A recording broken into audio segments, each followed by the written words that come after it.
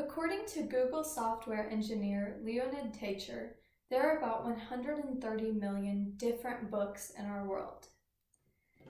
Books are all around us, at our homes, at our schools, at our libraries. But what most people don't realize is that books had to be invented too.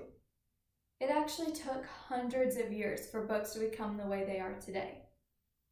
Being an avid reader myself, I decided to research the history of books. And today I will share with you their origins all the way to the invention of the printing press during the 15th century. I will first begin by telling you about the origin of books. Many historians trace back the origins of books to the ancient Egyptians. Although the Egyptians wrote on many surfaces, including stone, leather, clay, using reed pens to write on papyrus was by far the most popular. Papyrus was a thick paper made out of reeds that grew plentiful in the Nile Valley region. Sheets of papyrus could then be sewn or glued together to form scrolls. By the 6th century, papyrus was the most common writing surface in the Mediterranean region. It was used by both the Greeks and the Romans, and the Egyptians dominated the papyrus industry. Many ancient civilizations stored their scrolls in libraries. These libraries not only became symbols of knowledge, but of political and economic power as well. An impressive example of an ancient library was the Royal Library of Alexandria located in Egypt, and it boasted having nearly 500,000 scrolls in its collection. Although the use of papyrus scrolls was very popular, more practical writing surfaces and even some new binding techniques became developed.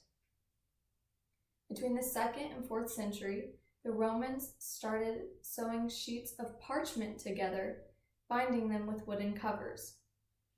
Parchment was a new writing surface made out of treated animal skins that held several advantages over papyrus. Parchment was not only more durable than papyrus, but it could be written on both sides. The parchment trade, unlike the papyrus trade, was not dominated by the Egyptians either. This form of books sheets of parchment sewn together and bound by wooden covers was called the codex form. And the codex was a lot more user-friendly than scrolls. The reader could easily flip through pages, they could prop up the codex in front of them, and it could be transported easier than scrolls. Many early Christian texts were actually written in codex form.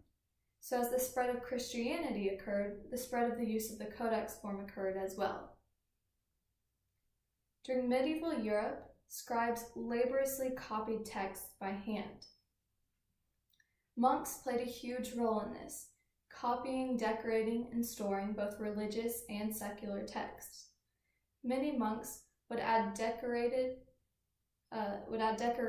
to the borders and even fancy first letters of texts. They would add painted pictures and illustrations, some with even gold and silver added. Because of this, these texts coined the name illuminated manuscripts. These manuscripts were very expensive and labor-intensive to make. Not nearly as many illuminated manuscripts were made as scrolls, and not many people had access to them. At this point, the bookmaking industry was still pretty primitive. But this next invention I'm going to talk to you about changed the bookmaking industry forever.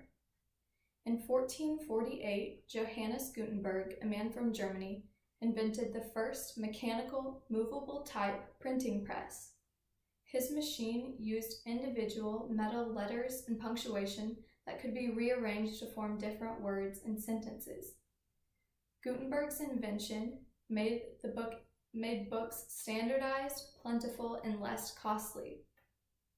Many historic Christian texts and classical Roman and Greek texts were actually published and printed, broadening people's access to knowledge at this time.